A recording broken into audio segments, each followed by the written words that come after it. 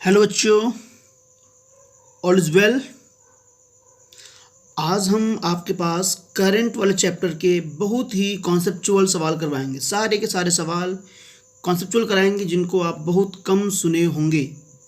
तो यहाँ पे पहला सवाल बेटा हमारे पास लिखा हुआ है 77 नंबर के फॉर्म में कि अगर किसी आदमी की नसों में करंट दौड़ा दी जाए तो उसमें क्या चेंज आएगा। आदमी हंसने लगेगा, आदमी रोने लगेगा, आदमी उत्तेजित हो जाएगा या आदमी पेन के लिए इनसेंसिटिव यानी कि दर्द को महसूस नहीं कर पाएगा।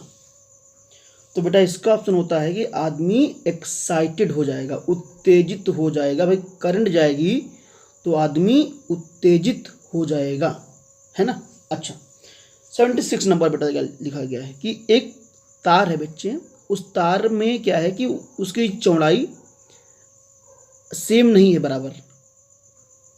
एक जगह डायमीटर डी है तो दूसरी जगह डायमीटर d/2 है। तो उन जगहों पे ड्रिफ्ट वेलोसिटी में क्या रिलेशन होगा। ये बहुत ही प्यारा सवाल है, इसको तुम्हें समझना पड़ेगा। ये जरा एक तार ऐसे है ना, ऐसे देखो बेटा, तार ऐसे है, ऐसे यहाँ पे एक पॉइंट P बोल दिया गया, यहाँ पे एक पॉइंट Q बोल दिया गया। तो Q वाला जो पॉइंट है उसका डायमीटर आधा है P वाले का, यानी कि रेडियस भी आधी होगी फिर तो बेटा। और सेम करंट जाएगी, तार तो यही वही है तो करंट तो सेम ही जाएगी। तो P और Q की ड्रिफ्ट वेलोसिटी में क्या रिलेशन होगा। देखो सवाल एकदम आसान है। तो आप यहाँ पे लगाओगे formula VD equal to I/ANE। बोलो बच्चों, आप ये फॉर्मूला आप लोग लगाओगे। अब यहाँ पे हम लोग जब P पे लिखेंगे वेलोसिटी, ड्रिफ्ट वेलोसिटी P पे है ना, तो बेटा I वही है, ये होता है πr² NE। बन गई बेटा पहली क्वेश्चन हमारे पास। हम अगर निकालें ड्रिफ्ट वेलोसिटी Q पे तो ये बनेगा हमारा,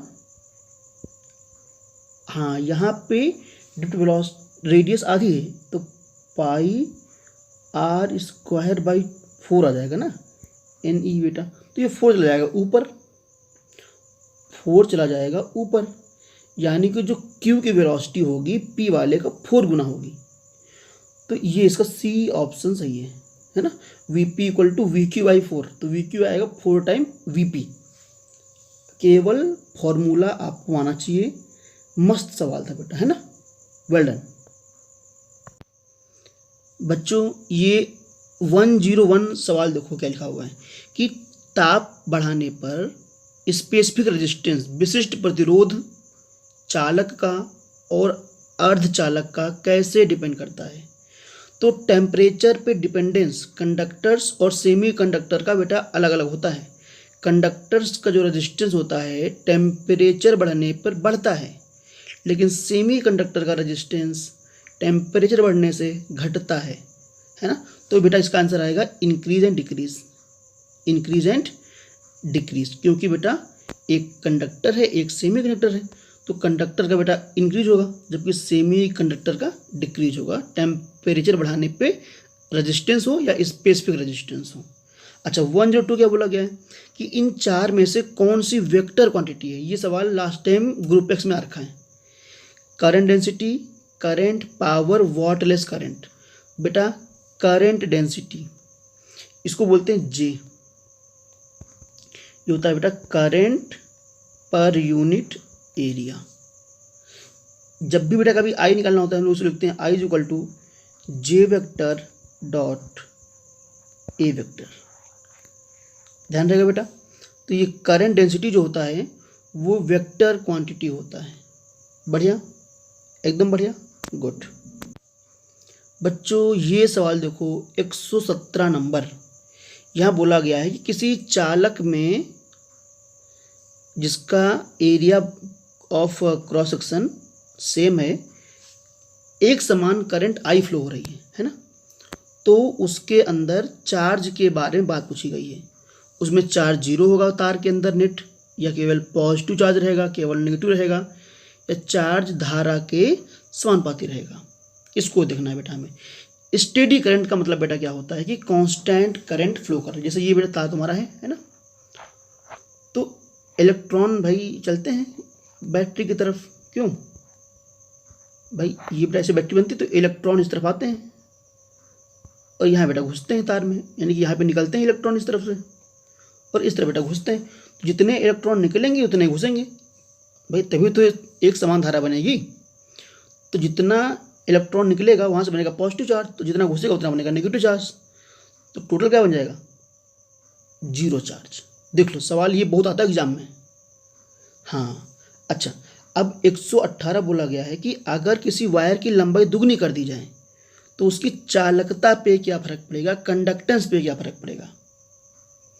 तो रेजिस्टेंस का देख लो, कंडक्टेंस उसका उल्टा हो जाएगा, लंबाई डबल करने पे रेजिस्टेंस डबल हो जाता है, क्योंकि रेजिस्टेंस का फॉर्मूला होता है R = ρL/A, है ना। लंबाई आपने दुगना कर दिया तो रेजिस्टेंस डबल हो जाएगा बेटा, अब कंडक्टेंस आधा हो जाएगा। अरे समझ में नहीं आ रहा, आसान बातें हैं एकदम। बच्चों ये देखो 107 नंबर क्वेश्चन, यहाँ बोला गया है कि जो रेजिस्टेंस है उसके बारे में कौन सी इंक्रीज के लिए जिम्मेदार है। Resistance of conductor increases with, इनमें से किससे साथ में बढ़ेगा, है ना। तो इंक्रीज रेजिस्टेंस तब होगा जब लंबाई बढ़ेगी, यानी कि पहला ऑप्शन सही बेटा हमारा है। इंक्रीज इन टेम्परेचर, टेम्परेचर बढ़ाने पर भी रेजिस्टेंस बढ़ता है। हाँ, एरिया भी कम करने पर रेजिस्टेंस बढ़ता है, तो यानी कि ऑल ऑफ दिस। आर का फॉर्मूला याद कर लो बेटा, ρL/A। इस पर न्यूमेरिकल भी कई बार आएगा। देखो 108 में इस पे न्यूमेरिकल दिया गया है, दो तार हैं जिनके डिफरेंट मटेरियल हैं, यानी कि उनका रजिस्टिविटी अलग अलग होगा बेटा। तो दो तार हैं बेटा, है ना, हमका अगर R1/R2 करें तो ये आएगा हमारा ρ1/ρ2,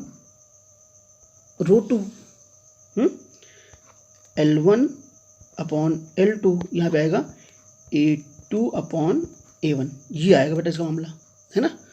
तो यहाँ बोला गया है बेटा कि जो ρ1/ρ2 की वैल्यू है 2:3 है और उनकी लंबाई का रेशियो 3:4 है बेटा, और जो उनका एरिया का रेशियो है 4:5 है, यानी कि A1/A2 है 4:5, यहाँ पे आएगा 5:4।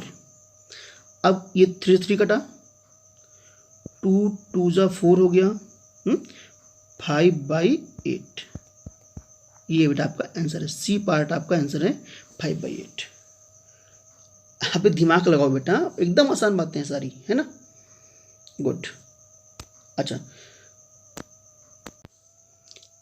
ये 109 नंबर क्वेश्चन आप देखिए बच्चों, दो तार हैं जिनका सेम मटेरियल है, लंबाई एक की L है, एक की 2L है, एक का एरिया 4A है और एक का एरिया A है। तो उनकी स्पेसिफिक रेजिस्टेंस यानी कि विशिष्ट प्रतिरोधों का अनुपात क्या होगा, इसका आंसर आप लोग बताओगे, है ना। 109 वाले का बेटा जो आंसर होगा आप लोग कमेंट करके मुझे बताओगे, ठीक। तो ये बहुत ही कम सवाल थे लेकिन बहुत ही कॉन्सेप्चुअल क्वेश्चन है बेटा करंट इलेक्ट्रिसिटी के। आप इन्हें पढ़ लोगे तो डेफिनेटली आपको एग्जाम में फ़ायदा मिलने वाला है, ठीक है बेटा।